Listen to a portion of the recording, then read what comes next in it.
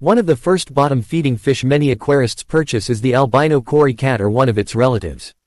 There are over 170 recognized species of Corydoras, with 100+ species yet to be given scientific names. They belong to the family Clycthiidae and range throughout South America, from the Andes Mountains to the Atlantic coast, and from Trinidad to northern Argentina. Brochus and Aspidoras species occupy smaller, overlapping ranges and are included in this care guide as they have similar aquarium needs. All three genera are peaceful bottom feeders that can be kept in community aquariums. They are heavily armored and have sharp spines on their pectoral and dorsal fins. Care should be taken when handling them, as some species have a mild toxin in their spines. But before we proceed to the in-depth guide on Corydoras, I request you all to subscribe to my channel so you never miss any updates. Subscribing to our channel will also help us grow on YouTube and it will be a great help. Now let us proceed again. Natural habitat for Corydoras. Corydoras, Brochus and Aspidoras species inhabit smaller streams and rivers, backwaters, oxbows, ponds and marshy environments. The water is clear, slow-moving and relatively shallow. The bottom is typically made up of sand or detritus, and the shoreline often has dense plant growth, offering them cover. Water requirements for Corydoras. Corydoras, Brochus and Aspidoras species are found in soft water with a low pH in the wild. However, many species sold today are commercially raised and tolerate a much wider range of water chemistry. A pH between 7.0 and 8.0, alkalinity between 3 degrees and 10 degrees DKH 54 ppm to 180 ppm, and temperature between 74 degrees and 80 degrees Fahrenheit are ideal conditions for most captive-bred cory cats and their relatives. Wild-caught fish may require a pH of 5.5 to 7.0 and alkalinity below 3 degrees DKH 54 ppm. If the aquarium is kept in a room below 74 degrees, use aquarium heater to maintain the correct temperature.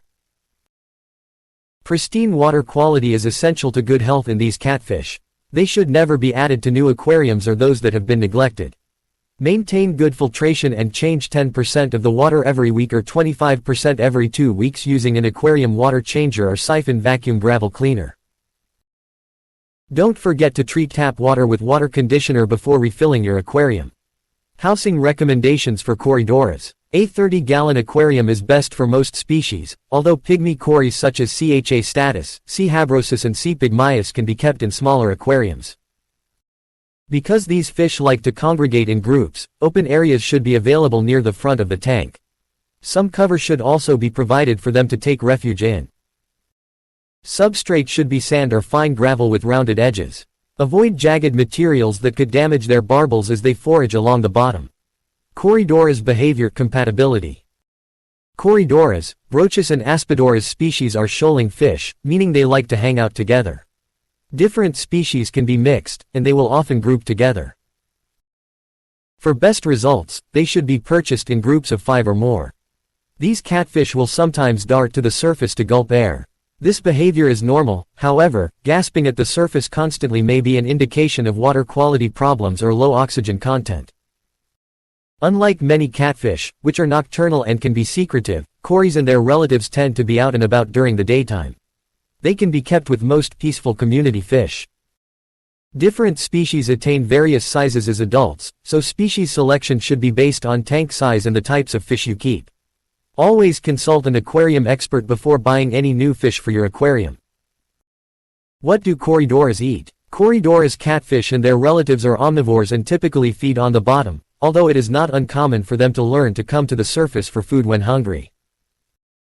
Bottom feeder tablets, shrimp pellets, tropical granules and algae rounds are all excellent foods for these catfish. For best results, feed a variety of high-quality foods and rotate your fish's diet daily. Feed only what your fish can consume in 2 to 3 minutes, once or twice a day. Corydoras breeding level, difficult. Corydoras catfish and their relatives are egg depositors and are known to place their adhesive eggs among plants and even on the aquarium glass. Spawning often coincides with a drop in barometric pressure or temperature, and many breeders induce their fish to breed by doing partial water exchanges with slightly cooler water just before a rainstorm. In the next part of this video, we will especially focus on all types of diseases, types of cory catfishes, breeding and other important things.